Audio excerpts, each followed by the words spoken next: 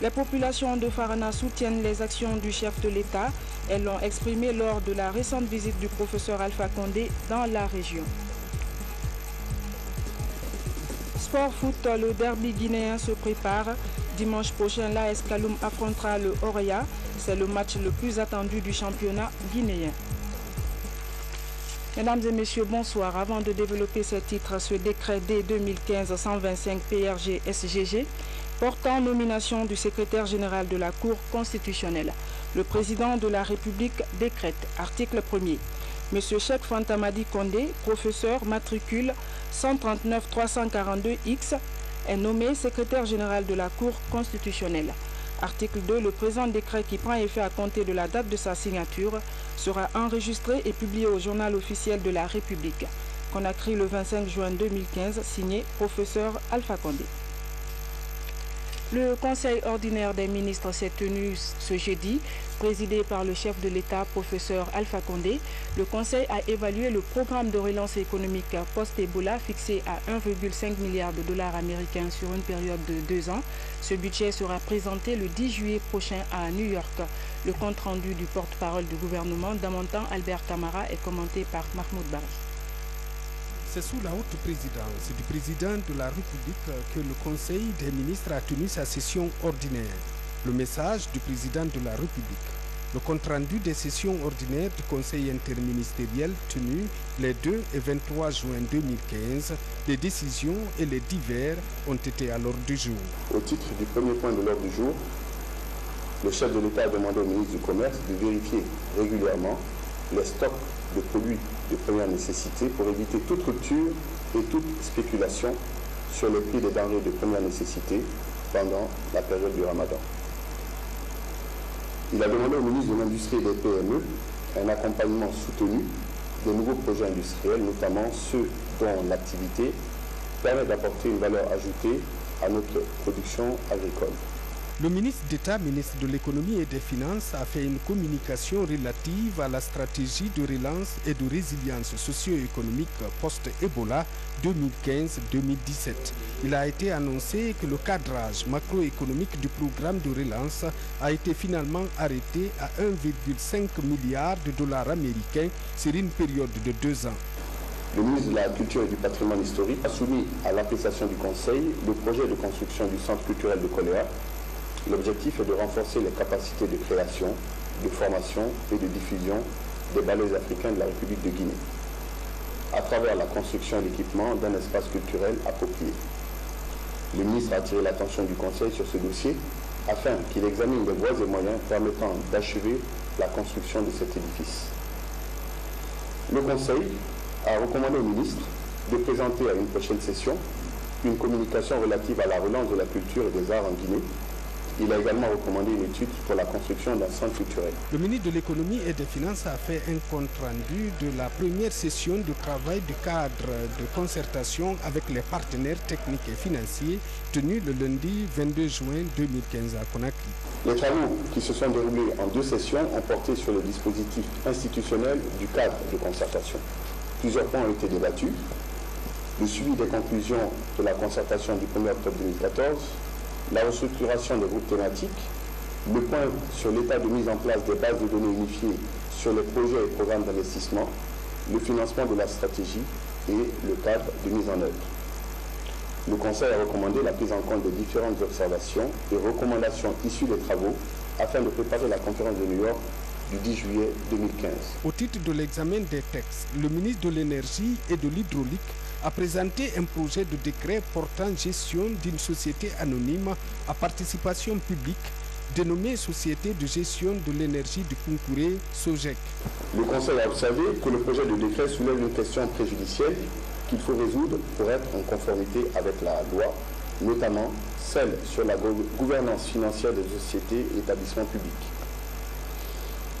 Le Conseil a recommandé l'inscription du dossier à la réunion du Conseil de coordination économique et des réformes prévue le lundi 29 juin 2015 pour examen et observation du comité technique d'appui. Le ministre de l'Enseignement technique, de la formation professionnelle, de l'emploi et du travail a présenté un projet de décret portant création, organisation et fonctionnement du Conseil national du dialogue social.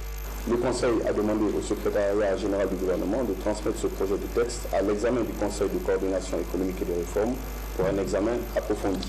Le ministre de l'Environnement, des Eaux et Forêts a fait une communication relative aux préparatifs de la 21e session de la conférence des parties à la Convention cadre des Nations Unies sur le changement climatique.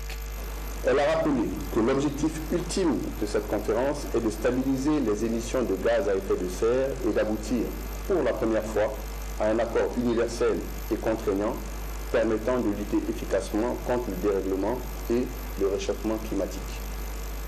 La ministre a informé que la Convention fait obligation aux parties de préparer des communications nationales comprenant les inventaires nationaux des gaz à effet de serre, les études de vulnérabilité de différents secteurs, la définition des plans nationaux sur les mesures d'atténuation et d'adaptation aux effets néfastes des changements climatiques. Le Conseil a mis en place un comité ministériel présidé par le ministre d'État en charge de l'enseignement supérieur pour préparer le dossier guinéen de la conférence de Paris.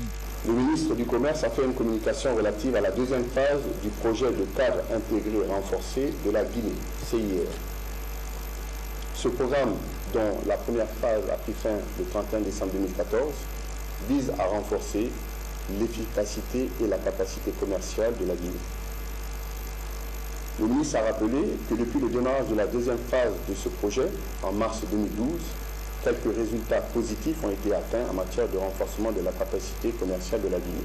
Le Conseil a demandé au ministre de soumettre les priorités du gouvernement dans le cadre de cette deuxième phase du CIR.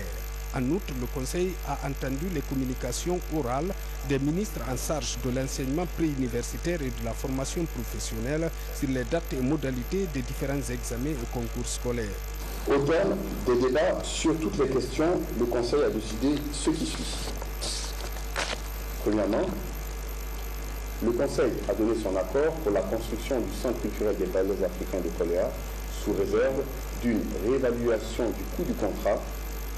Il a ensuite pris acte de l'appui financier annoncé par le chef de l'État pour le lancement des travaux.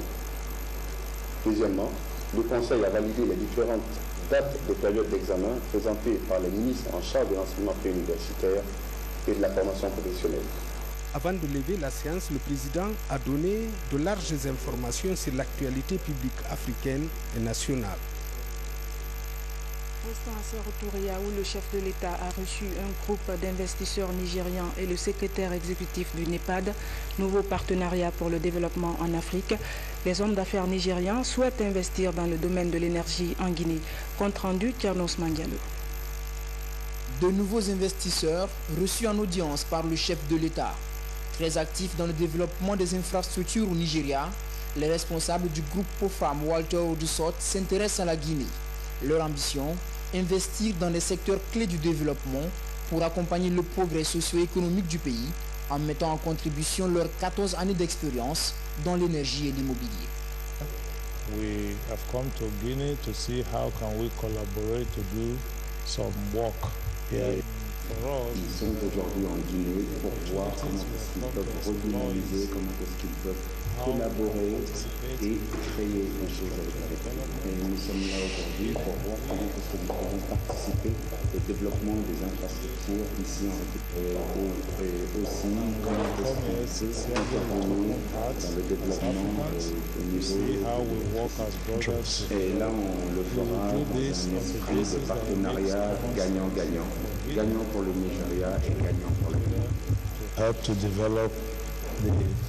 Cette audience traduit aussi la volonté du chef de l'État à promouvoir la coopération sud-sud. POFAM Walter Odusot compte travailler en Guinée avec la société italienne Piccini déjà représentée. Juste après, professeur Alpha Condé s'est entretenu avec le secrétaire exécutif du NEPAD, nouveau partenariat pour le développement en Afrique. Cette agence de l'Union africaine basée en Afrique du Sud veut accompagner la modernisation des infrastructures de pêche en Guinée. Je suis venu lui rendre compte de ce que l'agence du NEPAD faisait en coopération avec la Guinée dans ce domaine de la pêche, de l'aquaculture, en vue de transformer ce secteur comme une source de croissance. Vous savez que le président de la République est extrêmement sourcilleux sur les questions de mise en œuvre et il est extrêmement dédié à la question des détails. Donc nous avons passé en revue de manière très détaillée ce en quoi consiste cette coopération, ce que le NEPAD s'engage à faire comme agence de développement de l'Union africaine, et nous avons recueilli ses recommandations, ses avis et ses instructions. Créé en 2001, le NEPAD se veut une agence panafricaine avec pour objectif de combler le déficit entre l'Afrique et le reste du monde en matière de développement. Après 4 ans de service dans notre pays, Armod Kröser s'apprête à quitter Conakry. Il était l'ambassadeur de la République fédérale d'Allemagne en Guinée. Une cérémonie d'adieu lui a été organisée au palais Sékou Touré avec des témoignages de son engagement pour la cause Guinée. Reportage Alcéné Listo Camara. L'opération guinéo-allemande remonte à plus de 5 décennies et couvre plusieurs domaines d'intérêt commun. C'est dans la perspective de maintenir ce élan que le président de la République, professeur Alpha Condé, a offert ce dîner à l'ambassadeur sortant de l'Allemagne en Guinée. Cela après 4 ans de diplomatie en Guinée. Au cours de ce dîner, le diplomate allemand a insisté sur les liens de coopération historique entre son pays et la Guinée avant de remercier le gouvernement et le président de la République pour les facilités qui lui ont été accordées par les autorités guinéennes durant les 4 dernières années. Le gouvernement fédéral allemand d'Allemagne s'est déclaré prêt aussitôt de contribuer par un nouveau programme de coopération sur les projets de la santé reproductive et familiale ainsi que l'éducation de base. Le gouvernement fédéral allemand a annoncé il y a 15 jours seulement une augmentation considérable de la coopération comme riposte urgente aux graves défis sociaux qui pèsent sur le processus qui s'appelle le processus post-Ebola. Je tiens à vous remercier, Monsieur le Président, de votre soutien fiable dans ma mission et mes efforts d'ouvrir une nouvelle page dans le cadre d'un partenariat étroit entre nos deux gouvernements et nos deux peuples. Le président de la République, professeur Alpha Condé, a réitéré les mérites du diplomate allemand dans le renforcement des liens de coopération et d'amitié existants entre les deux pays. La coopération de la Guinée et l'Allemagne remonte très loin. C'est une coopération qui était très importante, notamment dans le domaine de l'armée, puisque c'est l'Allemagne qui a toujours équipé le bataillon génie militaire. Et nous avons souhaité de nouveau que pendant que vous êtes en Allemagne, essayer de nous aider à reprendre cette coopération, mais surtout à intéresser les hommes d'affaires allemands à la Guinée. Donc j'espère que dans votre tête, vous serez l'ambassadeur de la Guinée en Allemagne et que nous aurons, au lieu d'une ambassadrice, nous aurons 2 ambassadeurs. Institutions républicaines, cabinet de la présidence, membre du gouvernement, Union européenne, CEDEAO, ambassadeur accrédité en Guinée, coordination de la lutte contre Ebola, Croix-Rouge, tous sont venus passer ce dernier temps avec le diplomate allemand pour son départ définitif en République de Guinée. A rappelé que 2 protocoles d'accord viennent d'être signés au ministère d'État des Affaires étrangères et des Guinéens de l'étranger entre la Guinée et l'Allemagne pour un montant de plus de 16 millions d'euros non remboursables. Ce projet touche les secteurs de la santé et de l'éducation de base en Guinée. Ce jeudi au Palais du Peuple, le dialogue politique en cours a ouvert le dossier du fichier électoral. La CENI a présenté la version actualisée de ce fichier dans ses grandes lignes. Les acteurs politiques ont des avis partagés sur le dossier. Au sortir de la salle des débats, Aboubakar Silla et Damaro Camara ont présenté le point de vue de leur groupe politique. Ils sont au micro de Camara Aboubakar. La journée d'aujourd'hui, le cadre de dialogue l'a consacré à l'examen de la question essentielle du fichier électoral. La CENI a présenté l'état actuel de ce fichier et notamment les différentes activités réalisées dans le cadre de la révision qui vient d'avoir lieu sur le fichier électoral. Les données brutes nous ont été fournies. Nous de l'opposition, nous avons évidemment contesté la qualité de cette révision en mettant en évidence les anomalies que nous avons constatées, notamment l'enrôlement massif de mineurs. Nous avons donc estimé que les chiffres qui nous avaient été présentés ne reflétaient pas la réalité du corps électoral guinéen et que donc nous étions extrêmement réservés sur ces chiffres. Il est bien entendu que la CENI va certainement assainir et à partir des différentes opérations de dédoublonnage et d'écrasement des mineurs enrôlés, en tout cas c'est l'engagement qui a été pris par la CENI. La CENI finira par nous donner les chiffres définitifs et à partir de ces chiffres-là, nous nous prononcerons sur la qualité du fichier électoral. Nous de la mouvance, nous sommes d'accord de mettre sur pied tout ce qui peut être fait comme filtre, comme disposition pour rendre ce fichier crédible. C'est ça notre créneau et nous avons invité l'opposition à s'impliquer dès maintenant. La CENI a mis suffisamment de filtres. Premièrement, la CENI recommande à ce qu'il y ait des commissions mixtes, opposition, CENI et mouvance, pour regarder déjà sur les photos, après l'affichage, qu'on mette de côté toutes les photos qui paraissent être des mineurs. Deuxième cas de filtrage, que l'on, pendant la distribution des cartes d'électeurs, que l'opposition, la mouvance et la CENI ensemble n'acceptent pas de donner les cartes, délivrer des cartes d'électeurs à tous ceux qui paraissent être comme des mineurs. Et nous de la mouvance, si ça ne suffit pas, nous demandons à l'opposition de faire d'autres propositions et surtout de ne pas attendre les chiffres définitifs pour de manière dogmatique rejeter, de s'impliquer maintenant dans la purification de cette liste avant la liste définitive. A précisé que la journée de demain sera consacrée sur le principe constitutionnel de la neutralité des services publics. Et puis les travaux de construction du chantier Weli Kakimbo se poursuivent. Maintenant, ils en sont au 8e étage. Les autorités du ministère de la Ville et de l'Aménagement du Territoire s'activent pour l'achèvement des travaux dans un délai raisonnable. Reportage Saint-Martin Fancinadounou. À la pointe du carrefour Bambeto, sur la transversale de Kipé, se réalise un grand projet. C'est bien Weli Kakimbo, un complexe immobilier de 2 tours jumelles de 25 étages chacune. Aujourd'hui, les travaux avancent et sont au 8e étage. Déjà, la fondation qui fait 3 étages engloutit 7000 m3 de béton, soit un immeuble de 8 niveaux au sol. Malgré quelques problèmes enregistrés sur le terrain, les promoteurs réaffirment leur engagement au gouvernement à lui rendre ses premiers lots du chantier en 2016. Nous resterons que d'ici la fin de l'année 2016, nous verrons les 25 étages. Nous, TT, certains aléas d'ailleurs, nous serions au 11e étage. Mais il y a eu un mois de grève ici. Les travailleurs ont perturbé, ont saboté le travail. Et certains techniciens chinois aussi sont rentrés à cause d'Ebola. Ce chantier est le fruit d'un partenariat public-privé. Ici, l'État guinéen est actionnaire à 25%. C'est pourquoi le nouveau ministre de la Ville et de l'Aménagement du Territoire, accompagné de ses cadres, visite le chantier pour s'assurer de l'évolution des travaux. Il faut avec beaucoup de courage pour réaliser 2 fois 25 étages dans notre pays et sur un terrain aussi accidenté que ce site de Kakimbo. Et les travaux vont bon train, vous l'avez vu, ils sont entre le 8e et le 10e niveau. Ça voudrait dire qu'on est environ à plus de 50% parce que pour des travaux comme ça, le plus difficile, c'est la fondation.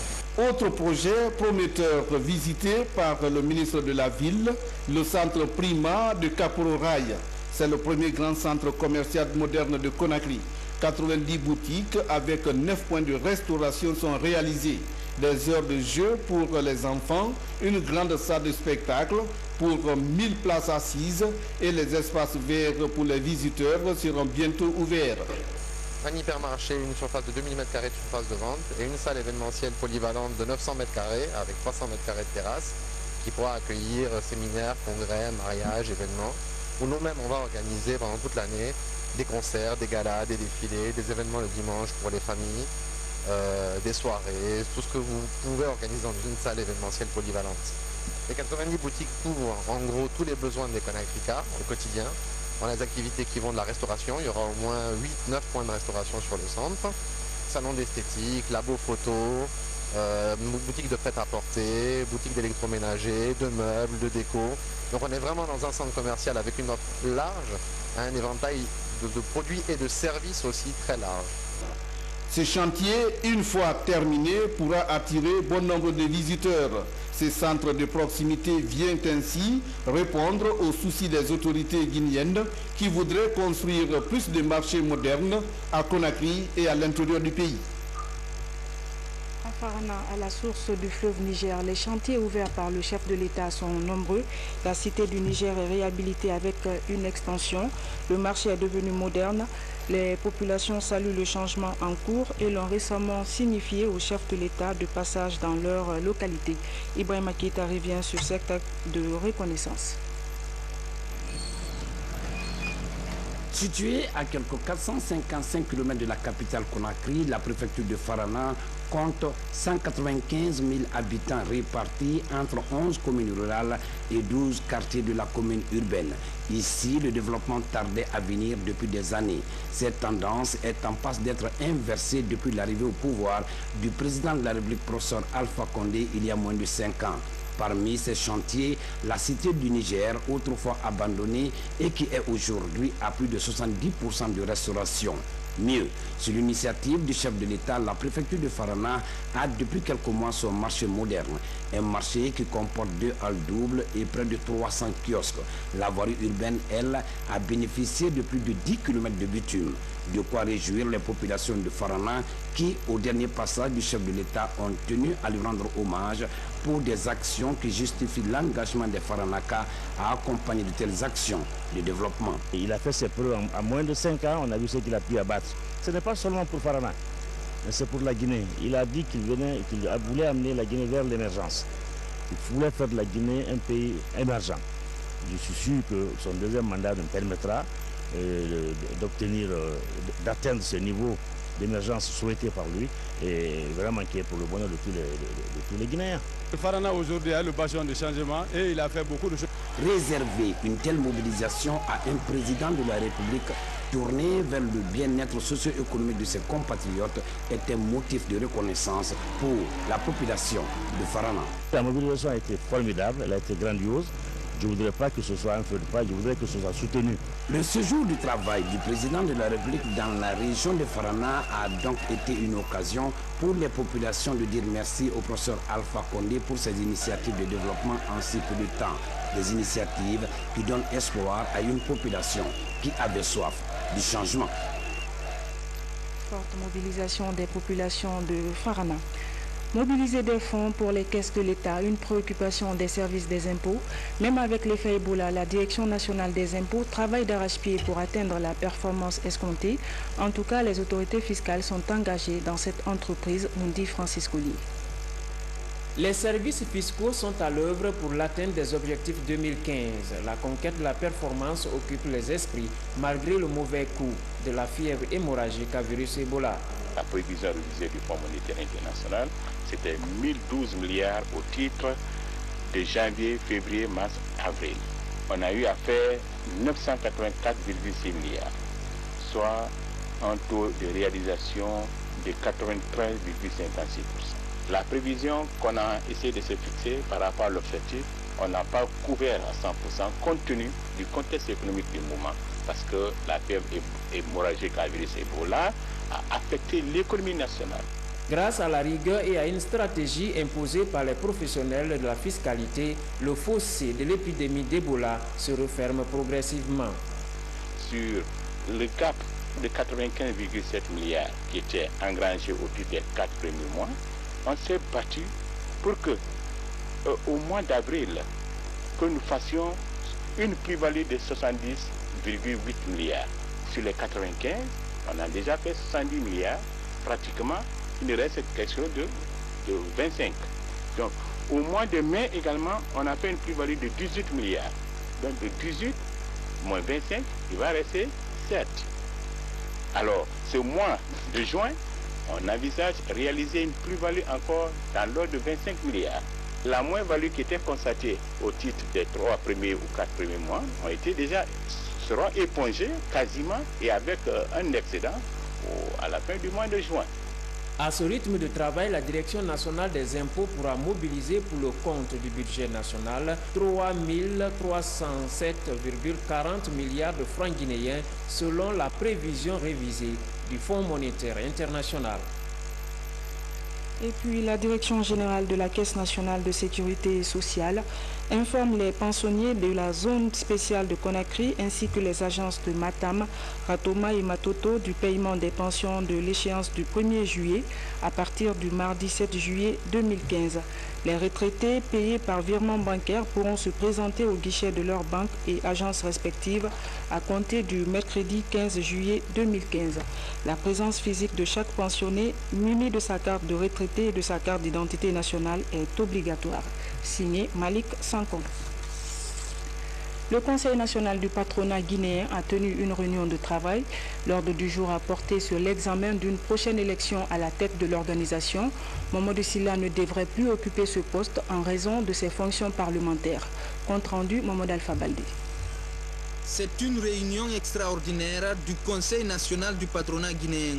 Ces chefs d'entreprise et autres fortunes du pays discutent de l'avenir de leur organisation patronale. Depuis un certain nombre d'années, le Conseil national du patronat guinéen évolue sans président. Son président par intérim qui dirige les activités de l'organisation a un mandat qui ne devrait pas excéder les 3 mois. L'actuel intérimaire de la présidence est à sa 6e année de fonction. La question qu'on se pose, c'est quoi? Si vous-même vous désignez un intérimaire, c'est que vous vous retrouvez dans une situation d'incompatibilité. Et quand vous partez, vous laissez, on ne peut pas encore revenir. On sent de bon Dieu. C'est maintenant les élections qu'il faut convoquer les élections. La loi est très claire, le statut est très clair, l'article 34. On peut mettre un président par intérim. Et à partir du moment que le président par intérim est signé, il a 3 mois pour organiser des élections. Aujourd'hui, les membres du Conseil décident d'organiser une élection dans un proche avenir. Ce pour mettre à la tête de l'organisation un président à la légitimité incontestable. C'est d'aller le plus rapidement possible à un congrès, rapidement, et pour faire une élection. L'élection d'un nouveau président pour la principale organisation patronale du pays devrait permettre au CNPG de mieux lutter contre le chômage et contribuer davantage à l'amélioration du climat des affaires dans le pays. Accident de la circulation survenu hier nuit entre Kissoso et Anta. Le bilan est lourd, 2 morts, 2 blessés graves, véhicules et lampadaires solaires endommagés. Selon le constat de la police, le système de freinage défectueux de ce camion et l'excès de vitesse seraient les causes du drame. Un accident qui relance la problématique des visites techniques en Guinée. Et puis demain, 26 juin, sera célébrée la journée internationale de lutte contre l'abus et le trafic illicite de drogue. À cette occasion, le secrétaire général des services spéciaux anti-drogue et crimes organisés a fait une déclaration que nous commente Younous Atawel Kamara. Menons une vie saine, développons notre communauté et nos identités sans drogue. C'est le thème sélectionné cette année par l'Office des Nations Unies contre la drogue et le crime, ONIDC, pour célébrer cette journée. Ce jour est un rappel des objectifs que se sont fixés les États membres de créer une société internationale sans drogue. En Guinée, les services spéciaux anti-drogue et crimes organisés sont à pied d'œuvre pour combattre le trafic illicite de drogue.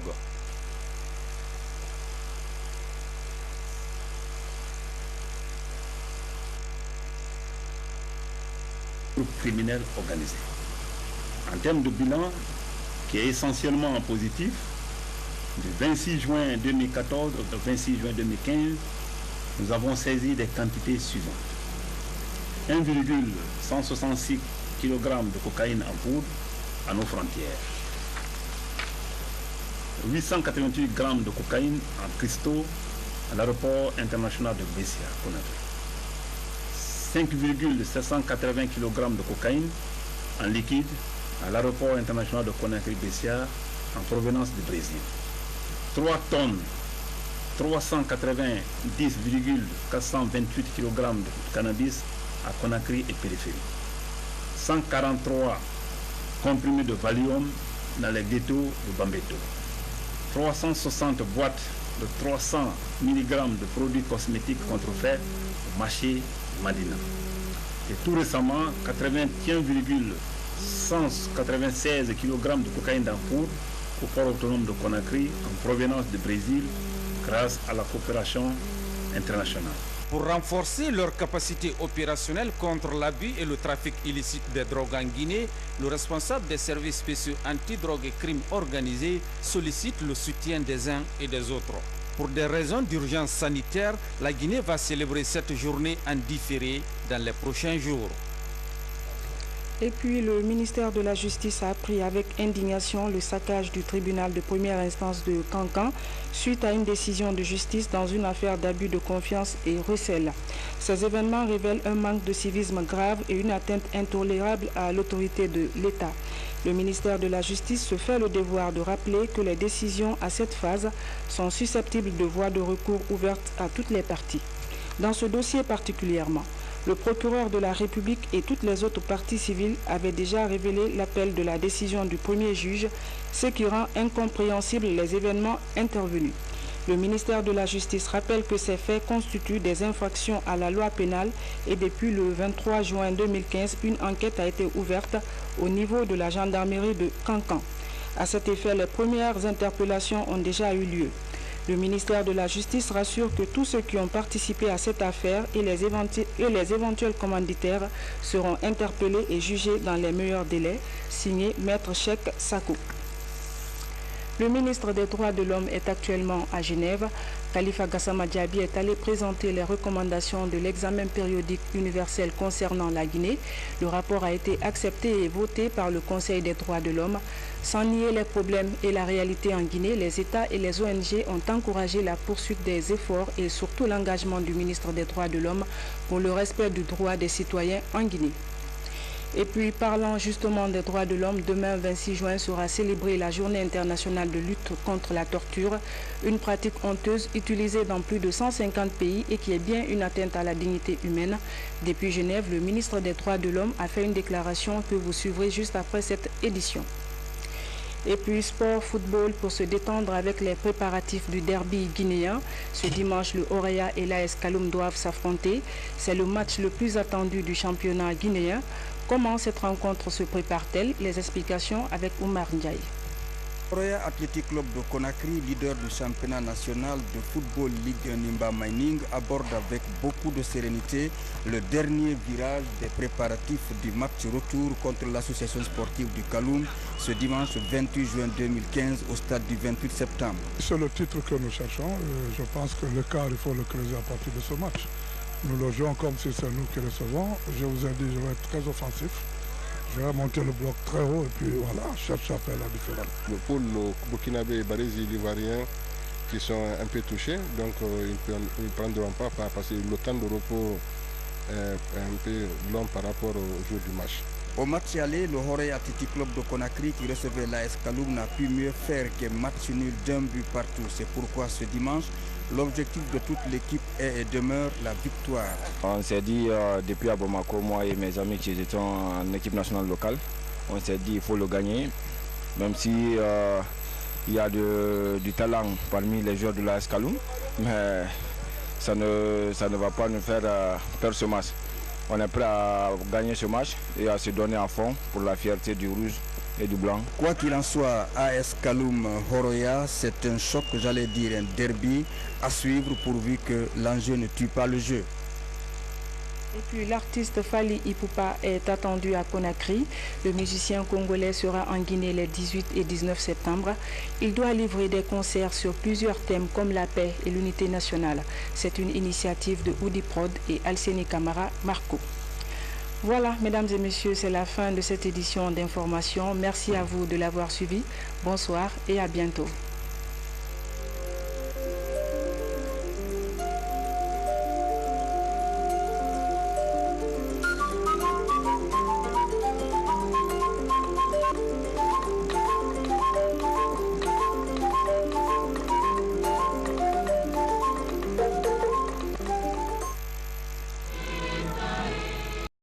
Les esprits malgré le mauvais coup de la fièvre hémorragique à virus Ebola. La prévision révisée du Fonds monétaire international, c'était 1012 milliards au titre de janvier, février, mars, avril. On a eu à faire 984,6 milliards, soit un taux de réalisation de 93,56%. La prévision qu'on a essayé de se fixer par rapport à l'objectif, on n'a pas couvert à 100% compte tenu du contexte économique du moment, parce que la période hémorragique à virus Ebola a affecté l'économie nationale. Grâce à la rigueur et à une stratégie imposée par les professionnels de la fiscalité, le fossé de l'épidémie d'Ebola se referme progressivement. Sur le cap de 95,7 milliards qui était engrangé au titre des 4 premiers mois, on s'est battu pour que, au mois d'avril, que nous fassions une plus-value de 70,8 milliards. Sur les 95, on a déjà fait 70 milliards, pratiquement, il reste quelque chose de 25. Donc, au mois de mai également, on a fait une plus-value de 18 milliards. Donc, de 18 moins 25, il va rester 7. Alors, ce mois de juin, on envisage réaliser une plus-value encore dans l'ordre de 25 milliards. La moins-value qui était constatée au titre des 3 premiers ou 4 premiers mois seront épongées quasiment et avec un excédent à la fin du mois de juin.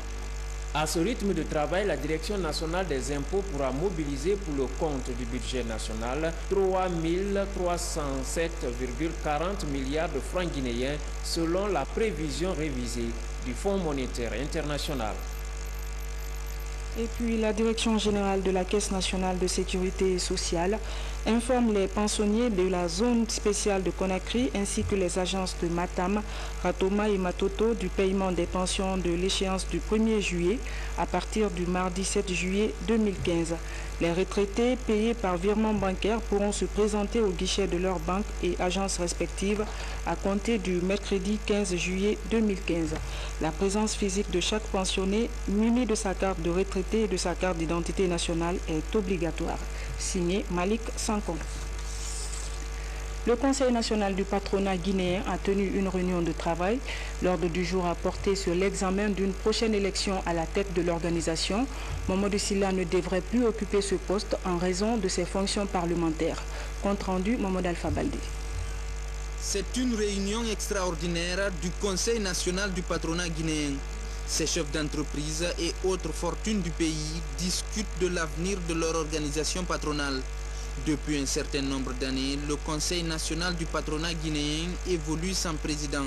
Son président par intérim qui dirige les activités de l'organisation a un mandat qui ne devrait pas excéder les 3 mois. L'actuel intérimaire de la présidence est à sa 6e année de fonction. La question qu'on se pose, c'est quoi? Si vous-même vous désignez un intérimaire, c'est que vous vous retrouvez dans une situation d'incompatibilité. Et quand vous partez, vous laissez, on ne peut pas encore revenir. On sent de bon Dieu. C'est maintenant les élections qu'il faut convoquer les élections. La loi est très claire, le statut est très clair, l'article 34. On peut mettre un président par intérim. Et à partir du moment que le président par intérim est signé, il a 3 mois pour organiser des élections. Aujourd'hui, les membres du Conseil décident d'organiser une élection dans un proche avenir.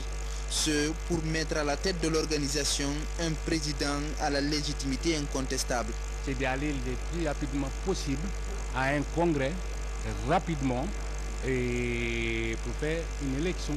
L'élection d'un nouveau président pour la principale organisation patronale du pays devrait permettre au CNPG de mieux lutter contre le chômage et contribuer davantage à l'amélioration du climat des affaires dans le pays. Accident de la circulation survenu hier nuit entre Kisosso et Anta. Le bilan est lourd, 2 morts, 2 blessés graves, véhicules et lampadaires solaires endommagés. Selon le constat de la police, le système de freinage défectueux de ce camion et l'excès de vitesse seraient les causes du drame. Un accident qui relance la problématique des visites techniques en Guinée. Et puis demain, 26 juin, sera célébrée la journée internationale de lutte contre l'abus et le trafic illicite de drogue. À cette occasion, le secrétaire général des services spéciaux antidrogue et crimes organisés a fait une déclaration que nous commente Younous Atawel Kamara. Menons une vie saine, développons notre communauté et nos identités sans drogue. C'est le terme sélectionné cette année par l'Office des Nations Unies contre la drogue et le crime, ONIDC, pour célébrer cette journée. Ce jour est un rappel des objectifs que se sont fixés les États membres de créer une société internationale sans drogue. En Guinée, les services spéciaux anti-drogue et crimes organisés sont à pied d'œuvre pour combattre le trafic illicite de drogue.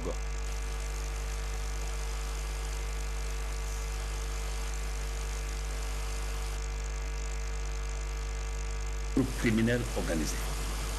En termes de bilan, qui est essentiellement positif, du 26 juin 2014 au 26 juin 2015, nous avons saisi des quantités suivantes.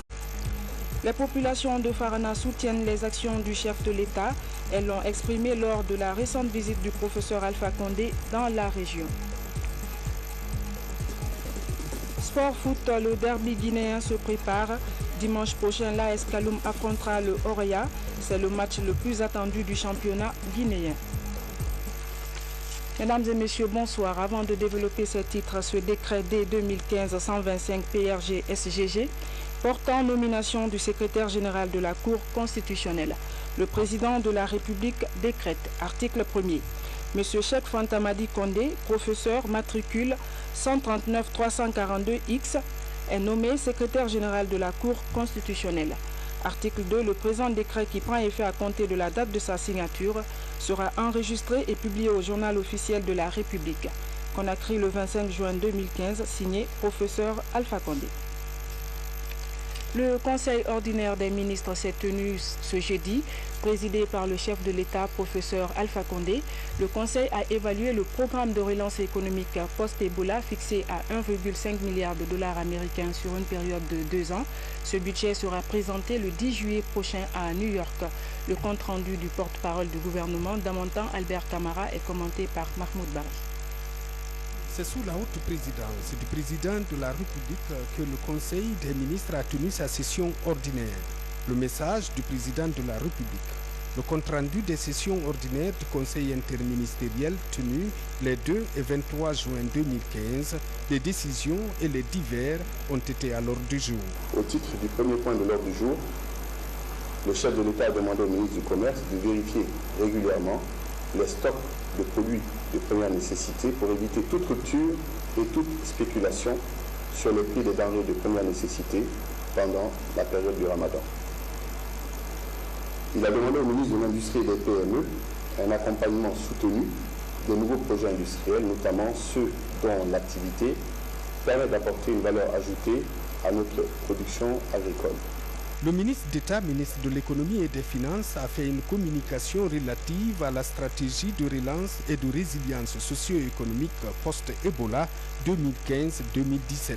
Il a été annoncé que le cadrage macroéconomique du programme de relance a été finalement arrêté à 1,5 milliard de dollars américains sur une période de 2 ans. Le ministre de la Culture et du Patrimoine historique a soumis à l'appréciation du Conseil le projet de construction du centre culturel de Koléa. L'objectif est de renforcer les capacités de création, de formation et de diffusion des ballets africains de la République de Guinée, à travers la construction et l'équipement d'un espace culturel approprié. Le ministre a attiré l'attention du Conseil sur ce dossier afin qu'il examine les voies et moyens permettant d'achever la construction de cet édifice. Le Conseil a recommandé au ministre de présenter à une prochaine session une communication relative à la relance de la culture et des arts en Guinée. Il a également recommandé une étude pour la construction d'un centre culturel. Le ministre de l'Économie et des Finances a fait un compte-rendu de la première session de travail du cadre de concertation avec les partenaires techniques et financiers tenue le lundi 22 juin 2015 à Conakry. Les travaux qui se sont déroulés en 2 sessions ont porté sur le dispositif institutionnel du cadre de concertation. Plusieurs points ont été débattus. Le suivi des conclusions de la concertation du 1er octobre 2014, la restructuration des groupes thématiques, le point sur l'état de mise en place des bases de données unifiées sur les projets et programmes d'investissement, le financement de la stratégie et le cadre de mise en œuvre.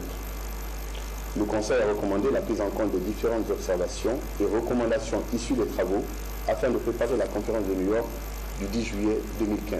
Au titre de l'examen des textes, le ministre de l'Énergie et de l'Hydraulique a présenté un projet de décret portant gestion d'une société anonyme à participation publique dénommée Société de gestion de l'énergie du Kunkuré, SOGEC.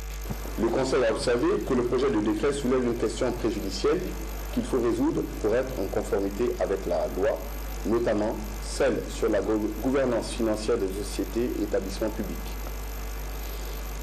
Le Conseil a recommandé l'inscription du dossier à la réunion du Conseil de coordination économique et des réformes prévue le lundi 29 juin 2015 pour examen et observation du comité technique d'appui. Le ministre de l'Enseignement technique, de la formation professionnelle, de l'emploi et du travail a présenté un projet de décret portant création, organisation et fonctionnement du Conseil national du dialogue social. Le Conseil a demandé au secrétariat général du gouvernement de transmettre ce projet de texte à l'examen du Conseil de coordination économique et de réforme pour un examen approfondi. Le ministre de l'Environnement, des Eaux et Forêts a fait une communication relative aux préparatifs de la 21e session de la conférence des parties à la Convention cadre des Nations Unies sur le changement climatique. Elle a rappelé que l'objectif ultime de cette conférence est de stabiliser les émissions de gaz à effet de serre et d'aboutir pour la première fois à un accord universel et contraignant permettant de lutter efficacement contre le dérèglement et le réchauffement climatique. La ministre a informé que la Convention fait obligation aux parties de préparer des communications nationales comprenant les inventaires nationaux des gaz à effet de serre, les études de vulnérabilité de différents secteurs, la définition des plans nationaux sur les mesures d'atténuation et d'adaptation aux effets néfastes des changements climatiques. Le Conseil a mis en place un comité ministériel présidé par le ministre d'État en charge de l'enseignement supérieur pour préparer le dossier guinéen de la conférence de Paris. Le ministre du Commerce a fait une communication relative à la deuxième phase du projet de cadre intégré et renforcé de la Guinée, CIR. Ce programme, dont la première phase a pris fin le 31 décembre 2014, vise à renforcer l'efficacité et la capacité commerciale de la Guinée. Le ministre a rappelé que depuis le démarrage de la deuxième phase de ce projet, en mars 2012, quelques résultats positifs ont été atteints en matière de renforcement de la capacité commerciale de la Guinée. Le Conseil a demandé au ministre de soumettre les priorités du gouvernement dans le cadre de cette deuxième phase du CIR. En outre, le Conseil a entendu les communications orales des ministres en charge de l'enseignement préuniversitaire et de la formation professionnelle sur les dates et modalités des différents examens et concours scolaires. Au terme des débats sur toutes les questions, le Conseil a décidé ce qui suit. Premièrement, le Conseil a donné son accord pour la construction du Centre culturel des palais africains de Koléa sous réserve d'une réévaluation du coût du contrat. Il a ensuite pris acte de l'appui financier annoncé par le chef de l'État pour le lancement des travaux. Deuxièmement, le Conseil a validé les différentes dates des périodes d'examen présentées par les ministres en charge de l'enseignement préuniversitaire et de la formation professionnelle. Avant de lever la séance, le président a donné de larges informations sur l'actualité publique africaine et nationale. Restant à Séroutoria, où le chef de l'État a reçu un groupe d'investisseurs nigérians et le secrétaire exécutif du NEPAD, nouveau partenariat pour le développement en Afrique, les hommes d'affaires nigérians souhaitent investir dans le domaine de l'énergie en Guinée. Compte rendu, Tchernos Mandialo. De nouveaux investisseurs reçus en audience par le chef de l'État. Très actifs dans le développement des infrastructures au Nigeria, les responsables du groupe POFAM Walter Odusot s'intéressent à la Guinée. Leur ambition, investir dans les secteurs clés du développement pour accompagner le progrès socio-économique du pays en mettant en contribution leurs 14 années d'expérience dans l'énergie et l'immobilier. We have come to Guinea to see how can we collaborate to do some work here. Ils sont aujourd'hui en Guinée pour voir comment est-ce qu'ils peuvent redynamiser, comment est-ce qu'ils peuvent collaborer et créer des choses avec la République. Et nous sommes là aujourd'hui pour voir comment est-ce que nous pouvons participer au développement des infrastructures ici en République. Et aussi comment est-ce qu'on peut intervenir dans le développement au niveau et là on le fera dans un esprit de partenariat gagnant-gagnant. Gagnant pour le Nigeria et gagnant pour le Guinée. Cette audience traduit aussi la volonté du chef de l'État à promouvoir la coopération sud-sud. Pour Femme Walter Odusot, compte travailler en Guinée avec la société italienne Piscini déjà représentée. Et juste après, professeur Alpha Condé s'est entretenu avec le secrétaire exécutif du NEPAD, nouveau partenariat pour le développement en Afrique. Cette agence de l'Union africaine basée en Afrique du Sud veut accompagner la modernisation des infrastructures de pêche en Guinée. Je suis venu lui rendre compte de ce que l'agence du NEPAD faisait en coopération avec la Guinée dans ce domaine de la pêche, de l'aquaculture, en vue de transformer ce secteur comme une source de croissance. Vous savez que le président de la République est extrêmement sourcilleux sur les questions de mise en œuvre et il est extrêmement dédié à la question des détails. Donc nous avons passé en revue de manière très détaillée ce en quoi consiste cette coopération, ce que le NEPAD s'engage à faire comme agence de développement de l'Union africaine, et nous avons recueilli ses recommandations, ses avis et ses instructions. Créé en 2001, le NEPAD se veut une agence panafricaine avec pour objectif de combler le déficit entre l'Afrique et le reste du monde en matière de développement. Après 4 ans de service dans notre pays, Armod Kröser s'apprête à quitter Conakry. Il était l'ambassadeur de la République fédérale d'Allemagne en Guinée. Une cérémonie d'adieu lui a été organisée au palais Sékou Touré avec des témoignages de son engagement pour la cause Guinée. Reportage Alcéné Listo Camara. L'opération guinéo-allemande remonte à plus de 5 décennies et couvre plusieurs domaines d'intérêt commun. C'est dans la perspective de maintenir ce élan que le président de la République, professeur Alpha Condé, a offert ce dîner à l'ambassadeur sortant de l'Allemagne en Guinée. Cela après 4 ans de diplomatie en Guinée. Au cours de ce dîner, le diplomate allemand a insisté sur les liens de coopération historique entre son pays et la Guinée avant de remercier le gouvernement et le président de la République pour les facilités qui lui ont été accordées par les autorités guinéennes durant les 4 dernières années. Le gouvernement fédéral d'Allemagne s'est déclaré prêt aussitôt de contribuer par un nouveau programme de coopération sur les projets de la santé reproductive et familiale ainsi que l'éducation de base. Le gouvernement fédéral allemand a annoncé il y a 15 jours seulement une augmentation considérable de la coopération comme riposte urgente aux graves défis sociaux qui pèsent sur le processus qui s'appelle le processus post-Ebola. Je tiens à vous remercier, Monsieur le Président, de votre soutien fiable dans ma mission et mes efforts d'ouvrir une nouvelle page dans le cadre d'un partenariat étroit entre nos deux gouvernements et nos deux peuples. Le président de la République, professeur Alpha Condé, a réitéré les mérites du diplomate allemand dans le renforcement des liens de coopération et d'amitié existants entre les deux pays. La coopération de la Guinée et de l'Allemagne remonte très loin. C'est une coopération qui était très importante, notamment dans le domaine de l'armée, puisque c'est l'Allemagne qui a toujours équipé le bataillon génie militaire. Et nous avons souhaité de nouveau que pendant que vous êtes en Allemagne, essayer de nous aider à reprendre cette coopération, mais surtout à intéresser les hommes d'affaires allemands à la Guinée. Donc j'espère que dans votre retraite, vous serez l'ambassadeur de la Guinée en Allemagne et que nous aurons, d'une ambassadrice, nous aurons 2 ambassadeurs. Institution républicaine, cabinet de la présidence, membre du gouvernement, Union européenne, CEDEAO, ambassadeur accrédité en Guinée, coordination de la lutte contre Ebola, Croix-Rouge, tous sont venus passer ce dernier temps avec le diplomate allemand pour son départ définitif en République de Guinée.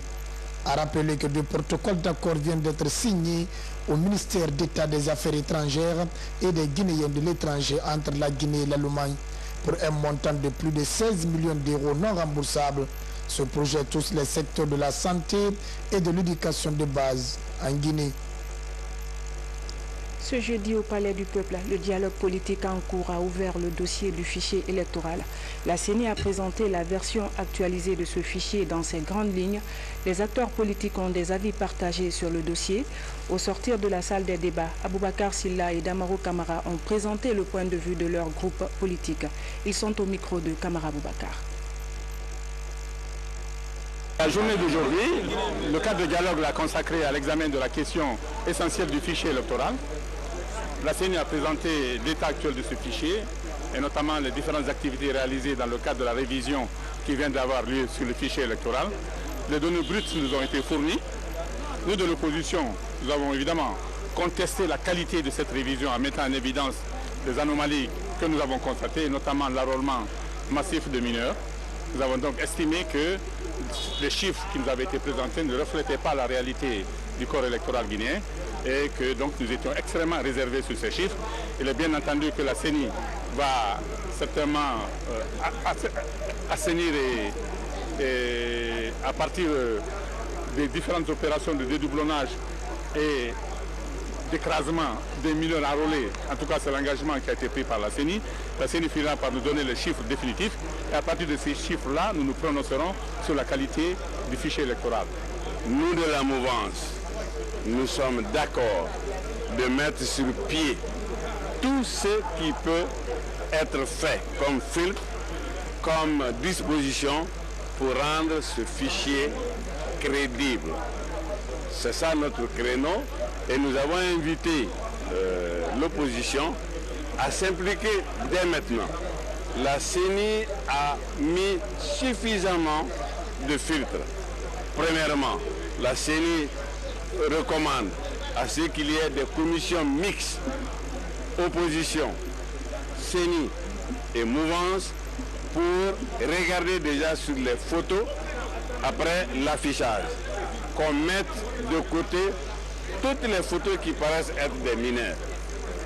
Deuxième cas de filtrage, que l'on, pendant la distribution des cartes d'électeurs, que l'opposition, la mouvance et la CENI ensemble n'acceptent pas de donner les cartes, délivrer des cartes d'électeurs à tous ceux qui paraissent être comme des mineurs. Et nous de la mouvance, si ça ne suffit pas, nous demandons à l'opposition de faire d'autres propositions et surtout de ne pas attendre les chiffres définitifs pour de manière dogmatique rejeter, de s'impliquer maintenant dans la purification de cette liste avant la liste définitive. A précisé que la journée de demain sera consacrée sur le principe constitutionnel de la neutralité des services publics. Et puis les travaux de construction du chantier Weli Kakimbo se poursuivent. Maintenant, ils en sont au 8e étage. Les autorités du ministère de la Ville et de l'Aménagement du Territoire s'activent pour l'achèvement des travaux dans un délai raisonnable. Reportage Saint-Martin Fancinagno. À la pointe du carrefour Bambeto, sur la transversale de Kipé, se réalise un grand projet. C'est bien Weli Kakimbo, un complexe immobilier de 2 tours jumelles de 25 étages chacune. Aujourd'hui, les travaux avancent et sont au 8e étage. Déjà, la fondation qui fait 3 étages engloutit 7000 m3 de béton, soit un immeuble de 8 niveaux au sol. Malgré quelques problèmes enregistrés sur le terrain, les promoteurs réaffirment leur engagement au gouvernement à lui rendre ses premiers lots du chantier en 2016. Nous resterons que d'ici la fin de l'année 2016, nous aurons les 25 étages. Nous, UTT, certains aléas d'ailleurs, nous serions au 11e étage. Mais il y a eu un mois de grève ici. Les travailleurs ont perturbé, ils ont saboté le travail.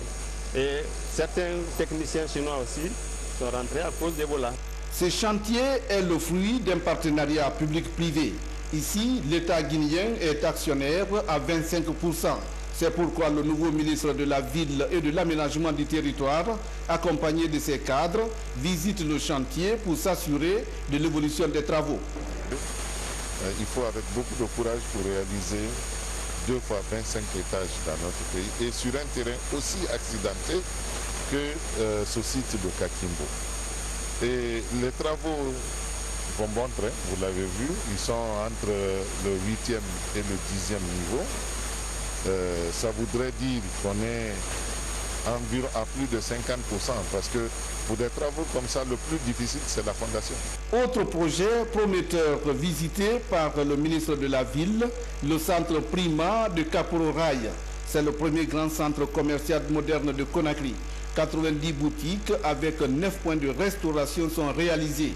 des heures de jeu pour les enfants, une grande salle de spectacle pour 1000 places assises et les espaces verts pour les visiteurs seront bientôt ouverts. Un hypermarché, une surface de 2000 m² de surface de vente et une salle événementielle polyvalente de 900 m² avec 300 m² de terrasse qui pourra accueillir séminaires, congrès, mariages, événements, où nous-mêmes on va organiser pendant toute l'année des concerts, des galas, des défilés, des événements le dimanche pour les familles, des soirées, tout ce que vous pouvez organiser dans une salle événementielle polyvalente. Les 90 boutiques couvrent en gros tous les besoins des Conakry au quotidien. Dans les activités qui vont de la restauration, il y aura au moins 8-9 points de restauration sur le centre. Salon d'esthétique, labo photo, boutique de prêt-à-porter, boutique d'électroménager, de meubles, de déco. Donc on est vraiment dans un centre commercial avec une offre large, un éventail de produits et de services aussi très large. Ce chantier, une fois terminé, pourra attirer bon nombre de visiteurs. Ces centres de proximité viennent ainsi répondre aux soucis des autorités guinéennes qui voudraient construire plus de marchés modernes à Conakry et à l'intérieur du pays. À Farana, à la source du fleuve Niger, les chantiers ouverts par le chef de l'État sont nombreux. La cité du Niger est réhabilitée avec une extension. Le marché est devenu moderne. Les populations saluent le changement en cours et l'ont récemment signifié au chef de l'État de passage dans leur localité. Ibrahima Keita revient sur cet acte de reconnaissance. Située à quelques 455 km de la capitale Conakry, la préfecture de Farana compte 195 000 habitants répartis entre 11 communes rurales et 12 quartiers de la commune urbaine. Ici, le développement tardait à venir depuis des années. Cette tendance est en passe d'être inversée depuis l'arrivée au pouvoir du président de la République, professeur Alpha Condé, il y a moins de 5 ans. Parmi ces chantiers, la cité du Niger, autrefois abandonnée et qui est aujourd'hui à plus de 70% de restauration. Mieux, sur l'initiative du chef de l'État, la préfecture de Farana a depuis quelques mois son marché moderne. Un marché qui comporte 2 halles doubles et près de 300 kiosques. La voirie urbaine, elle, a bénéficié de plus de 10 km de bitume. De quoi réjouir les populations de Farana qui, au dernier passage du chef de l'État, ont tenu à lui rendre hommage pour des actions qui justifient l'engagement des Faranaka à accompagner de telles actions de développement. Il a fait ses preuves en moins de 5 ans, on a vu ce qu'il a pu abattre. Ce n'est pas seulement pour Farana, mais c'est pour la Guinée. Il a dit qu'il voulait amener la Guinée vers l'émergence. Il voulait faire de la Guinée un pays émergent. Je suis sûr que son deuxième mandat nous permettra d'atteindre ce niveau d'émergence souhaité par lui et vraiment qui est pour le bonheur de tous les Guinéens.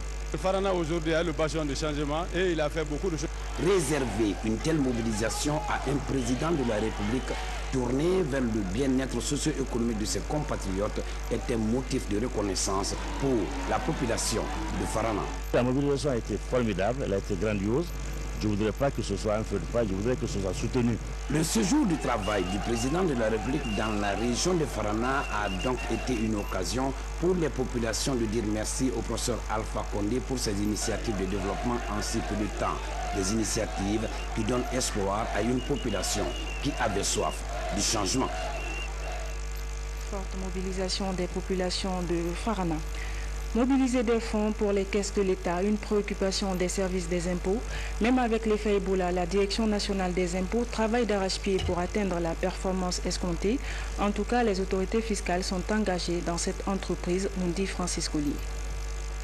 Les services fiscaux sont à l'œuvre pour l'atteinte des objectifs 2015. La conquête de la performance